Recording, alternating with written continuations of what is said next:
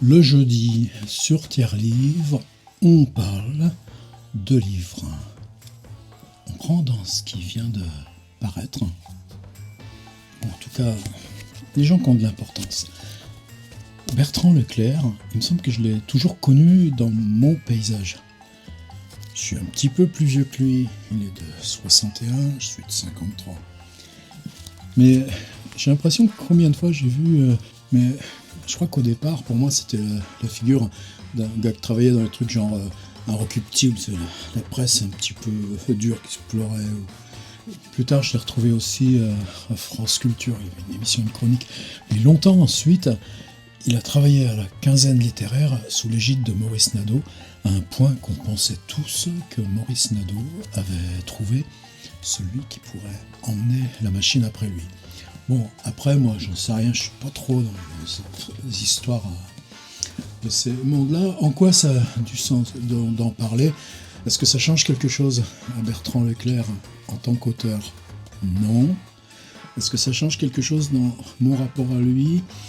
Peut-être dans la mesure où Bertrand a toujours associé l'écriture, son travail d'auteur, à cette posture combattante dans les rouages de la littérature, où elle travaille. Pas le côté média, je crois que ce gars, il a pas une austérité, mais une rigueur dans ce qui fait qu'il n'est jamais tombé dans aucun piège. C'est peut-être d'ailleurs ça qui lui a permis d'échapper successivement à autant de machines.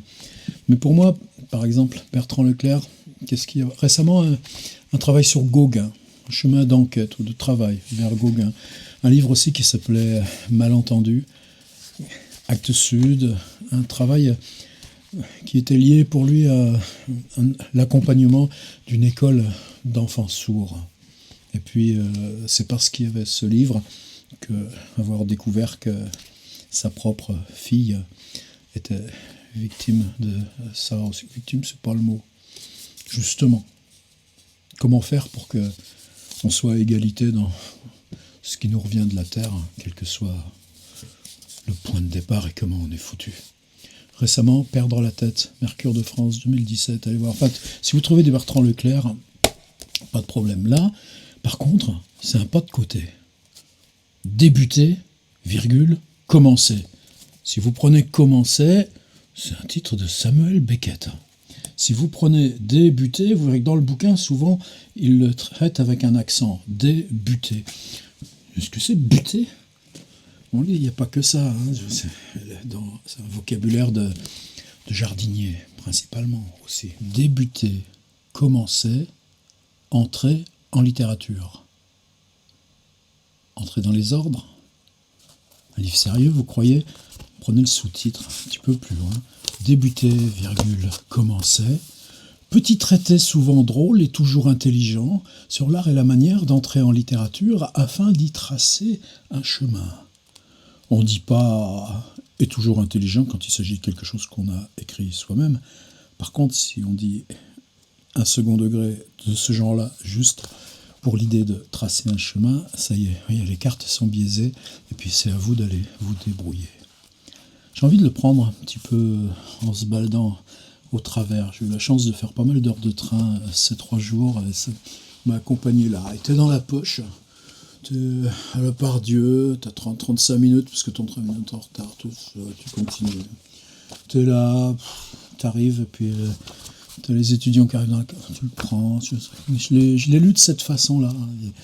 Et je la revendique aussi cette façon, parce que ça parle de quoi ? Ça parle d'écrire, et donc ça revient toujours sur ce qui est notre réflexion même, ce que je fais là aussi moi, dans ma petite bulle, c'est-à-dire si tu veux aller au charbon, si tu veux aller là où ça bute, tu es forcé d'être toujours en position réflexive. Qu'est-ce que tu prends ? Qu'est-ce que tu lis ? Qu'est-ce que tu regardes ? Qu'est-ce que tu entends ? Comment tu vois les autres faire ? C'est quoi l'aventure de vie des autres dans ce truc qui est casse-gueule ?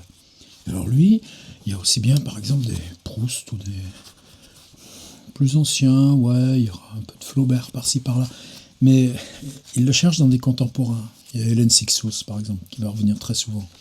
Il y a aussi le copain Pierre Michon, Tiens, je vais vous en lire un petit bout de ce qu'il raconte à partir de Pierre Michon.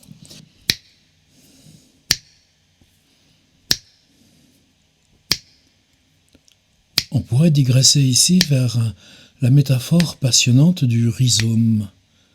Dans nos langues, les rhizomes sont des filaments du rêve que l'on perd au réveil, dont il ne reste que des bribes, des échos vagues. Aussitôt fuyants, il faut au geste de création à la fois de la lumière et de l'obscurité pour rendre visible ce qui ne l'était pas, pour s'ouvrir à la verticalité de nos existences, entre instinct de ciel et profondeur océanique. Là où nous avons à la fois l'obscurité et la lumière, nous avons aussi l'inexplicable, disait Samuel Beckett, cité par Charles Julier, en exergue de ses rencontres avec Samuel Beckett. Excursion, si je mets mon doigt par là, que je vais par ici. Le voilà, Charles Julier, rencontre avec Samuel Beckett. D'ailleurs, ça va peut-être faire déjà bifurquer ma vidéo. Et j'ouvre l'exergue, vérifions. Là où nous avons à la fois l'obscurité et la lumière, virgule, nous avons aussi l'inexplicable. Samuel Beckett. Bertrand Leclerc, il dit pas des mensonges. Qu'est-ce que c'est ce petit bouquin, Rencontre avec Samuel Beckett?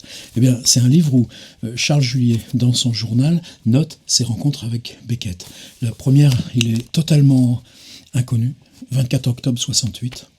Mais Beckett, pas grand monde le connaît aussi. Il écrit à Beckett pour lui dire le respect qu'il lui doit, et lui accueille cet étudiant de Lyon, quasi mutique, et ils sont aussi mutiques l'un que l'autre. 29 octobre 73, qu'est-ce qui se passe? Beckett, entre-temps, a le prix Nobel. Charles Julier n'ose plus le recontacter, à tort, et puis en 73, il publie son premier livre, il lui envoie. Deuxième rencontre, et puis ainsi de suite.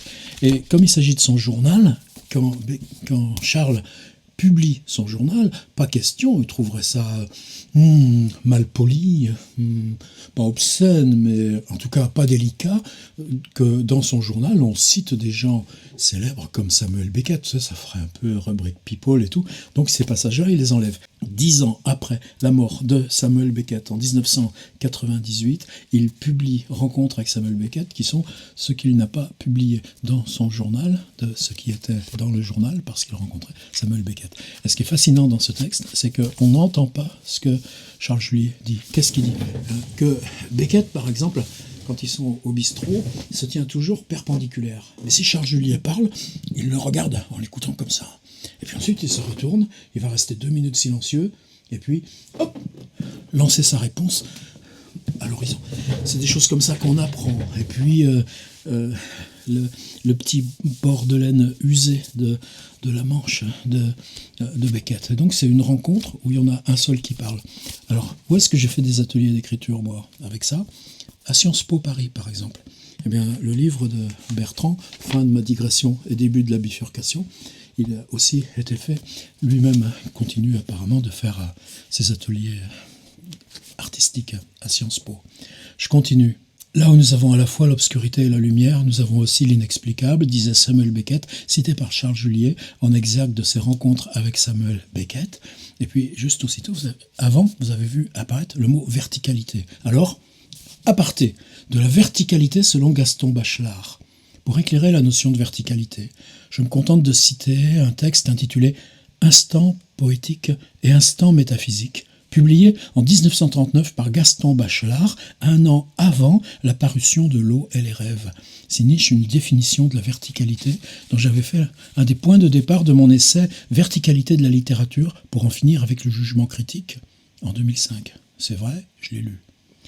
En tout vrai poème, on peut trouver les éléments d'un temps arrêté, d'un temps que nous appellerons vertical pour le distinguer du temps commun qui fuit horizontalement avec l'eau du fleuve, avec le vent qui passe, d'où un paradoxe qu'il faut énoncer clairement. Alors que le temps de la prosodie est horizontal, le temps de la poésie est vertical.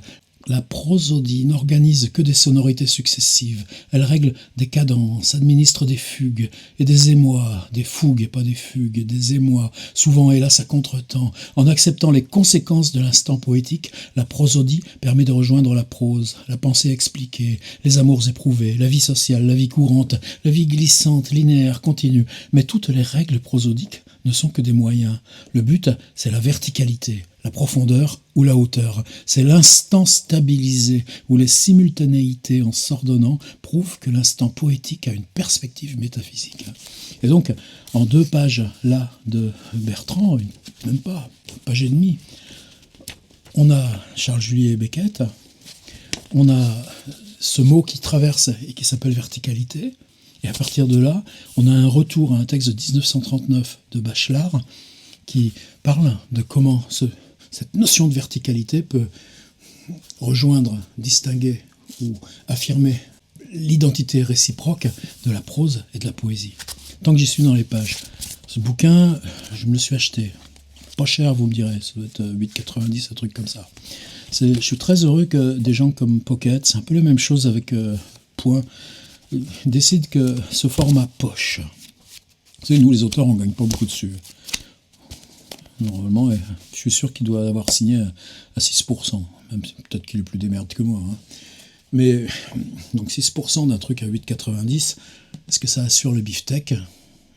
En même temps, c'est pas parce qu'on fait du poche qu'on doit l'imprimer dégueulasse, quoi. Tiens, attendez, où est ma règle là ? Je prends ça, regardez là-haut.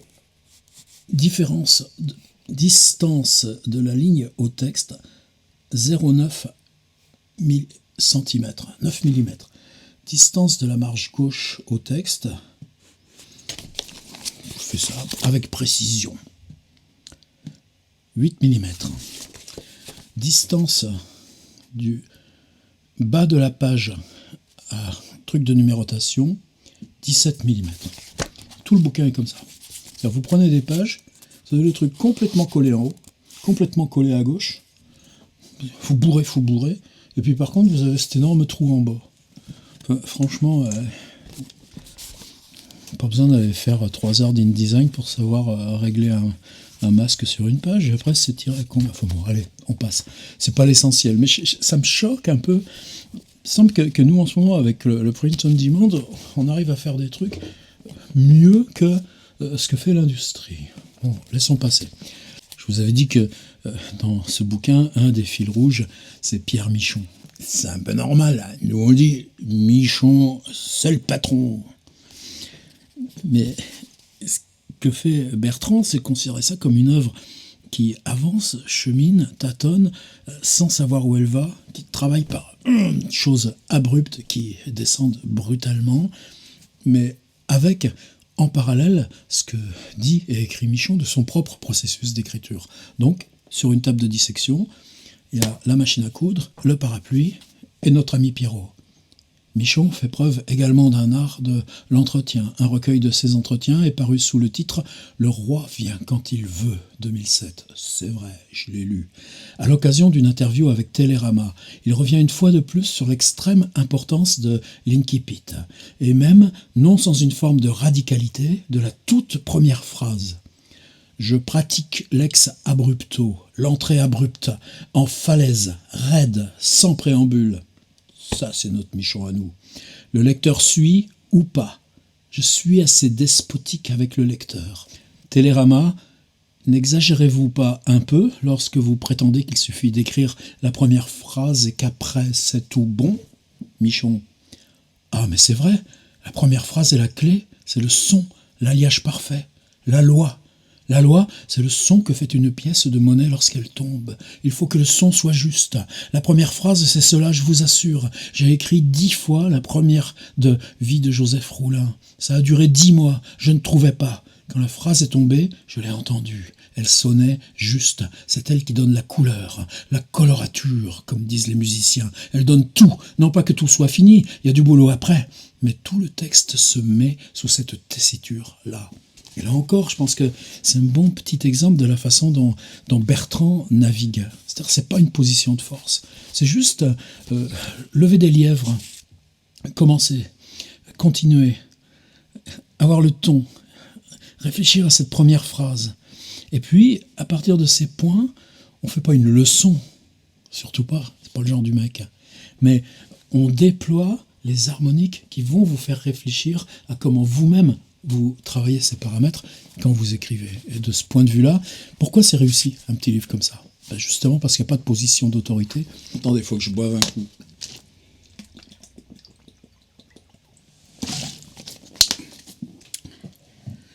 Ça va aller mieux.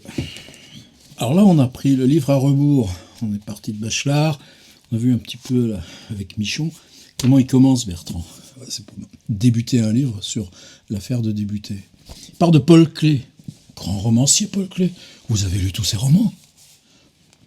Car l'art ne restitue pas le visible, il rend visible. La citation de Paul Klee confirme qu'il s'agit non plus de reproduire le monde tel qu'il nous a été donné, mais de l'inventer dans une quête de vérité que rien ne viendra jamais apaiser. Il s'agit de tenter de donner forme à l'informe en donnant à voir sur la toile quelque chose qu'on n'avait jamais vu dans la vie, mais que l'on ne cessera plus d'y voir dès lors que la toile nous l'a montré. Il s'agit de tenter de donner forme à l'informe en donnant à voir sur la toile quelque chose qu'on n'avait jamais vu dans la vie, mais que l'on ne cessera plus d'y voir dès lors que la toile nous l'a montré.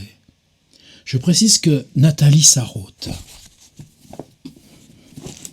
c'est ça le problème quand on est du même gang, c'est qu'on parle toujours un peu des mêmes choses. On a les mêmes amours. Je précise que Nathalie Sarraute, immense exploratrice des terra incognita, qui recourait très rarement à la citation, a répété celle-ci, je crois, dans toutes ses conférences.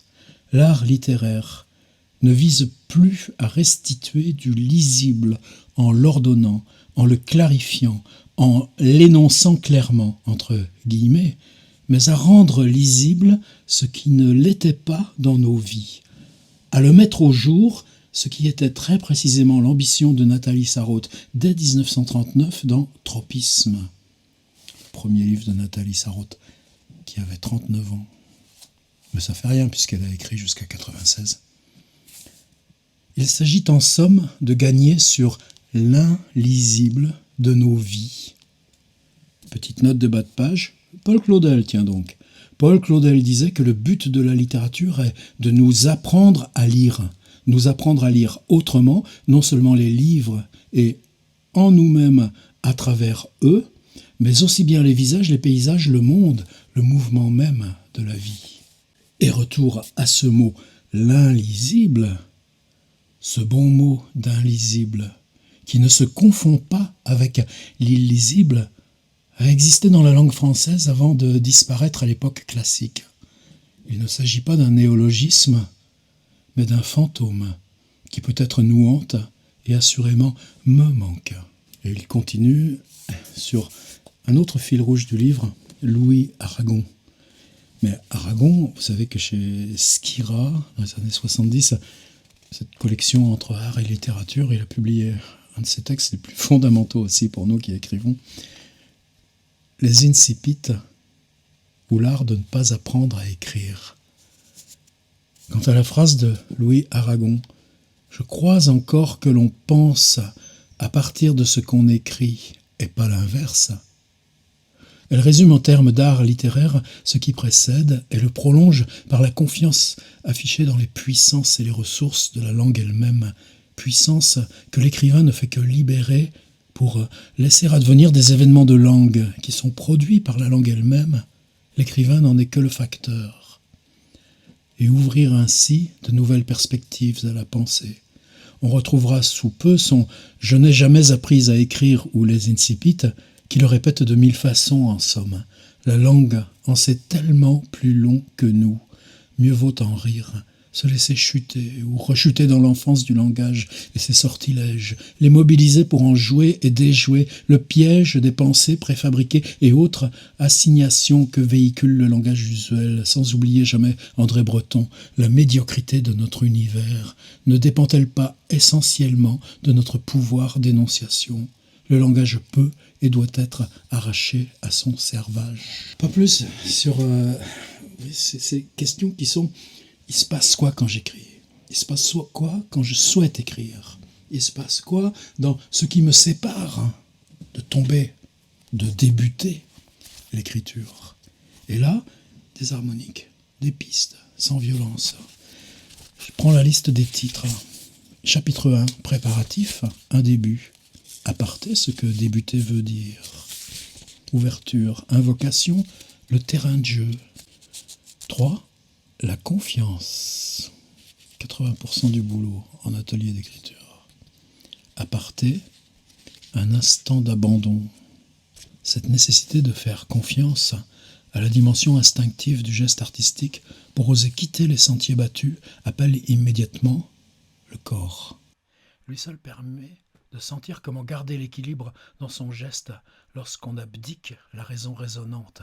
Ainsi que le formule Hélène Sixous dans les pages merveilleuses de sa fiction Manhattan, où elle esquisse un véritable art poétique, elle y insiste sur la nécessité de s'abandonner à ce qui advient, écrivant, et d'abdiquer la raison, mais au nom de la raison. J'ai abdiqué la raison par raisonnement, compte tenu de la supériorité des puissances autres qui habitent la langue, et non, faut-il le préciser, rien de surnaturel. Et alors, mon Bertrand, des fois on s'en sert aussi du surnaturel, ça s'apprend comme le reste.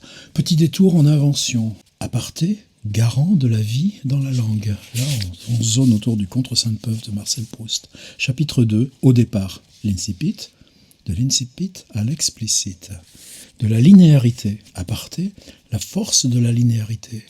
La linéarité est intrinsèque à l'usage du langage. C'est elle qui donne à la fiction sa capacité de se déployer dans le temps, comme le rappelait Robert Louis Stevenson dans son essai « De la littérature considérée comme un art », titre qui n'est pas pour me déplaire et que l'on peut reconnaître précurseur d'avoir été formulé dès 1880. Resté à l'état de note, le texte n'a cependant été publié qu'après la mort de l'auteur, recueilli dans ses essais sur l'art de la fiction. Bon, c'est dans le garage à côté, je ne vais pas vous le chercher. La pensée de Stevenson sur l'art du roman est puissante. Elle inclut une belle réflexion sur la notion de jeu qui m'est chère. La fiction est à l'homme adulte ce que le jeu est à l'enfant, explique-t-il en étayant son propos. La famille du verbe lire. La littérature est un jardin, n'est-ce pas, Alexandre? Chapitre 3, plonger. 1. Briser la glace. 2. L'événement de langue. Aparté, l'âge de la rage. 3. Incipit célèbre. Je n'ai pas vu que Bertrand proposait dans les librairies des performances basées sur la liste de ses titres, alors on a le droit. 4. Ça a débuté comme ça. Aparté, le roman, art vernaculaire. 5. Un passé, jamais simple. Chapitre 4. Donner le là de la colorature. Le passage sur Michon que j'ai lu. Chapitre 5. L'exercice du remake. Quête de l'arrière-champ. Chercher l'âme du texte. Les remakes de Picasso, encore le rapport peinture-écriture. Aparté, s'exercer à la chance. Je vais finir sur quelques lignes et une remarque. 4. Le dialogue avec la bibliothèque. Si le remake est une façon d'ouvrir le jeu dans sa manière de reproduction d'un geste vital, d'une raison d'être plutôt que d'un style ou d'une manière, une façon d'initier une plongée en écriture susceptible de lever les inhibitions, il donne aussi la possibilité d'une nouvelle forme de dialogue avec la bibliothèque. On écrit toujours avec toute la bibliothèque. Et le geste d'écrire vient en retour nourrir, revitaliser cette bibliothèque. Chaque manuscrit est toujours un palimpseste qui s'écrit dans la mémoire inconsciente de toutes les lignes écrites mais effacées par le temps et qui du même geste les réinvente à nouveau frais. C'est bien pour cette raison que le geste d'écrire a une nécessité au plan collectif autant qu'il peut en avoir une au plan individuel. Retrouver une respiration dans le langage normatif. Certes, tout a de toujours été dit, mieux que je ne saurais le faire. Une très saine modestie pourrait m'amener à penser qu'il est aussi prétentieux que vain de vouloir ajouter un nouveau volume à la bibliothèque. Mais lire commande d'écrire, et si nul ne vient plus mobiliser la bibliothèque en dialoguant avec elle, et donc en s'y invitant, en entrant dans la danse des mots, en écrivant, alors elle tombe en poussière, se fige comme les textes de loi ou les textes sacrés, se dévitalise aussitôt, et les représentations communes et nous avec, et viendront des temps où plus personne n'échappera à la linéarité du langage, un langage commun que les lois de la communication prétendent vider de sens jusqu'à parvenir à la transparence absolue dans la négation de l'âme et du corps qui entrave cette transparence. Alors de grâce, cessez de reculer devant l'ineptie du geste, écrivez. Ceci est une injonction comme celle qui trône sur mon bureau depuis des lustres au beau milieu d'une feuille blanche. Écrire est l'expérience. Juste à côté, entouré de gribouillages d'enfants, une feuille pliée en deux porte cette citation de Fernando Pessoa, ou plus exactement de son hétéronyme Alberto Caeiro. Il ne suffit pas d'ouvrir la fenêtre pour voir les champs et la rivière. Il ne suffit pas de n'être pas aveugle pour voir les arbres et les fleurs. Il faut également n'avoir aucune philosophie. Avec la philosophie, il n'y a pas d'arbres, il n'y a que des idées. Il n'y a que chacun d'entre nous, tel une cave. Il n'y a qu'une fenêtre fermée et tout l'univers à l'extérieur. Et le rêve de ce qu'on pourrait voir si la fenêtre s'ouvrait et qui jamais n'est ce qu'on voit quand la fenêtre s'ouvre. Voilà, c'est la fin de ma chronique. Et juste terminer sur une petite apostrophe. C'est-à-dire que j'ai toujours été attentif ici à ces livres qui sont les livres qui sont nos compagnons d'écriture. C'est quelque chose que j'ai toujours défendu depuis, je crois, 1993, où on a commencé à réfléchir un peu collectivement sur ce qu'on faisait en atelier. C'est-à-dire que la bibliothèque des livres qui nous servent à écrire et la bibliothèque des livres qui nous servent à faire écrire, ce qui est encore autre chose. C'est pas la bibliothèque de nos affinités de lecteurs. C'est des bibliothèques qui sont faites pour s'effacer dans ce qu'on traverse. Et ces livres qui ouvrent le compagnonnage avec l'écriture.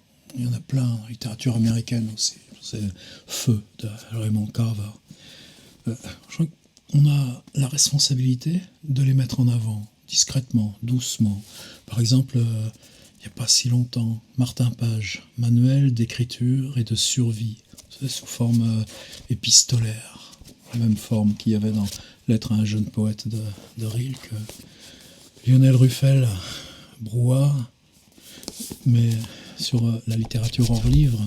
Mais l'an dernier, ce qui était non pas son travail avec son groupe d'étudiants du Master Création littéraire Paris 8, mais ce qu'il utilisait dans la langue comme pour l'accompagnement, pour le déclenchement. Et là encore, on se trouvait dans ces zones intermédiaires.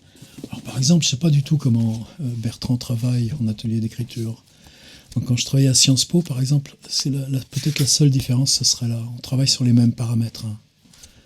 Et je pense ce que nous a appris Deleuze, par exemple, avec ces deux livres sur le cinéma, c'est une notion de chaîne, encore que le terme. Mais là, vous voyez, il travaille aussi sur la notion de linéarité. C'est-à-dire qu'à un bout, vous avez les choses qui ne parlent pas. À l'autre bout, vous avez l'intuition, le cri et l'appel, là, disons, où il y aurait Antonin Artaud qui serait là et Ponge qui serait là. Puis entre, vous avez toutes les configurations. Nathalie Sarraute, dont il parlait, avoir attrapé cette matière orale du monde et puis répondre par concaténation de cette matière orale pour produire cette espèce de récit où on entre comme dans un labyrinthe et ça marche. Par contre, la question du travail d'écriture collectif, alors je ne sais pas du tout comment il faisait à Sciences Po, j'ai parfaite confiance. On est suffisamment complices depuis suffisamment longtemps. Mais je crois que pour moi, ça m'a fait comprendre aussi un autre principe. C'est-à-dire en quoi toutes ces questions-là, le puits au sens de chute, au sens de transfiguration, qui a toujours représenté pour moi l'atelier d'écriture, c'est que ces catégories-là, il y a toujours eu la contrainte de se dire, c'est cette phrase de Maurice Blanchot, qui est un grand absent de ce livre, pour écrire, virgule, il faut déjà écrire. Et je crois que moi, ça a toujours été mon approche, c'est-à-dire sur cette grande chaîne avec les curseurs linéaires, ceux aussi que déploie pour le roman et sans déborder du roman. C'est aussi une chose là pour moi où c'est pas du tout je suis content de réfléchir sur ces questions-là, mais en atelier, ces formes d'expérimentation, ces rapports à l'image, ces rapports à la perf, tout ça. Bon, pour moi maintenant, c'est une espèce de corps organique. Et la citation de Bachelard sur prose, prosodie, poétique, etc. Je crois que on a glissé dans un autre usage du rapport à la langue. Mais des gens comme des personnes comme Sixous, on les retrouve là aussi, pareillement. Ils chantent tout pareil. C'est juste que, pour moi, la limite, la contrainte, le mur, mais la beauté, le fantastique, la fulguration de l'atelier d'écriture. C'est que ces problématiques, on se débrouille pour séparer un champ opératoire où eux et elles tous, qu'on soit avec un centre de jeunes détenus, qu'on soit à Normal Sup ou à Sciences Po, ou qu'on soit avec nos beaux loulous d'école d'art, ils peuvent venir et opérer. J'adore ce terme. Et quand ils opèrent, alors ces fonctionnements-là, il m'arrive de me servir de textes de Michon ou de Sixous en atelier. Mais c'est pas ça. C'est-à-dire que les problématiques, je les sors et je les prends à partir de ce que, arbitrairement, ces textes nous induisent, nous déplacent. Ça n'a pas d'importance en tant que tel, sinon que ça m'aide à comprendre pourquoi j'ai tant et tant aimé et que j'aime toujours pratiquer ça. Non pas être dans le commentaire sur la littérature, mais l'abandonner. Et c'était précisément aussi le point commun avec ce passage sur l'abandon de Bertrand Leclerc. Et quand on quitte ces traces, comme Dante avec Virgile, qu'on se retrouve là, dans ces cercles avec les voix qui hurlent, à ce moment-là, on peut arriver à refonder ses nécessités, ses catégories, et même Paul Klee, à partir de ce qui vient de naître. Et il y a quelques rares bouquins qui vous permettent de mettre ça en travail, dans la tête, de s'accompagner soi-même dans le rapport à la littérature, pour soi-même, mais aussi dans le compagnonnage des autres qu'on induit, puisque précisément là, ça en vient. Donc merci Bertrand, et je suis très heureux d'avoir acheté ce petit bouquin et dit qu'il me l'a envoyé en service de presse. Mais souvent, piqué au passage, ceux-là on les trouve chez Gibert. Si vous trouvez chez Gibert ou chez Bruno Lalonde à Montréal un livre, un exemplaire de Débuter, commencer de Bertrand Leclerc qui m'est dédicacé, s'il vous plaît, renvoyez-le moi, je vous l'échange avec le mien, tout mal imprimé qui soit. À jeudi prochain.